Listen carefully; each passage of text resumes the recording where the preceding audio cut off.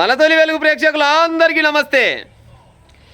చైనాలనంట సర్కారు వాళ్ళు ఒక గమ్మతైన నిర్ణయం తీసుకురంట. గమ్మత అంటే ఇక తప్పనట్టు పాడైపోయింది. తప్పని పరిస్థితిలో నిర్ణయం తీసుకురంట. ఏ నిర్ణయం తీసుకురు అనేది చెప్పే ప్రయత్నం చేస్తే ఈయన ప్రయత్నం చేయదు. ఎక్కువ చెప్పేం చెప్పని ఈయనూరి ఫస్ట్.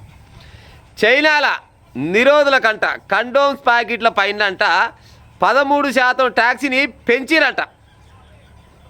మరి ఎన్నైనా తగ్గిస్తే ఆర్త కావాలి కానీ పెంచితే ఆర్త అయితే అంటే ఇది పెంచితేనే ఆర్త అయింది. ఎందుకు గట్ట పెంచిరంటే 30 ఏళ్ళ తర్వాతనంట. ఇప్పటిదాకా 30 ఏళ్ళ దాకా ఈ చైనాల ఈ నిరోధ ప్యాకెట్ల పైన ఎప్పుడు చూసినా కానీ ఇదేది ట్యాక్స్ అయితే పెంచలేదంట. కానీ 30 ఏళ్ళ తర్వాత ట్యాక్స్ పెంచిరంట. ఎందుకు పెంచిరంటే చైనాలో అంట కూర్చొని తింటోళ్ళు ఎక్కువయ్యారంట, పని చేసేవాళ్ళు తక్కువయ్యారంట. మ్యాన్ పవర్ మొత్తం తక్కువైపోయింది. ముసలోళ్ళు ముడిగోళ్ళు ఎక్కువయ్యారు, యువకులు చాలా తక్కువయ్యారంట. జనాభా అంటే వెనుకకు పడుతుందంట. వాళ్ళది వెనుకకు పడుతుంటే ఏం చేయాలని అంత పెద్దలు అంతా కూర్చురంట. కూర్చొని ఇట్ట కాదు మనం కండోమ్స్ ప్యాకెట్ పైన జర్రంతా ఆయనకి ఫిరం చేస్తే అంటే వాడేటోడు పిల్లలకంతోడు గంతోడు అని ఒక నిర్ణయం తీసుకుంటే ఈ నిర్ణయాన్ని చైనాలో ఉన్న కొంతమంది యువకులు మాత్రం వ్యతిరేకిస్తున్నారంట. ఈ యువకులు అంటే ఎసోటోళ్ళు వీళ్ళంతా ఈ అలిబిలిగాళ్ళు ఉంటారు కదా, అంటే దొంగపాసులు.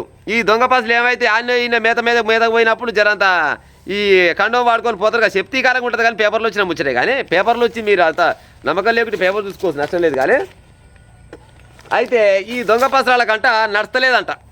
గట్టెట పెంచుతారు మీరు, రేట్లు పెంచవద్దు, రేట్లు పెంచకుంటే మేము కొనుక్కొని వాడుకుంటాం అంటే వీళ్ళు పిల్లలు కానాలని ఆలోచన లేదు. కానీ మరి చైనా సర్కారు ఏమంటుంది, ఇక్కడ మాత్రం జనాభా తగ్గింది, జనాభాని పెంచాలంటే మా అమ్మగాని మీరు నిరోధులు వాడొద్దు.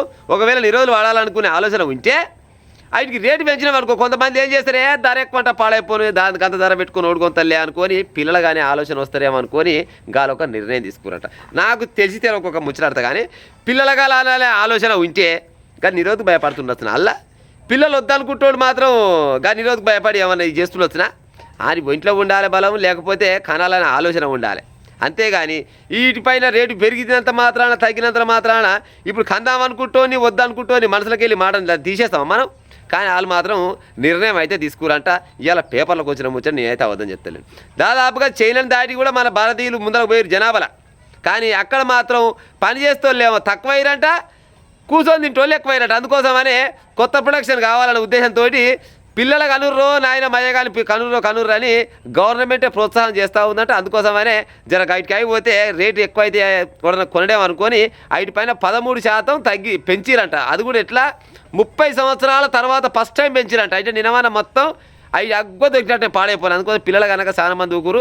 ఇక నుంచి మాత్రం చైనా వాళ్ళు మాత్రం పిల్లలు ఇక అంతనే ఉంటారంట. చూడరు కథ.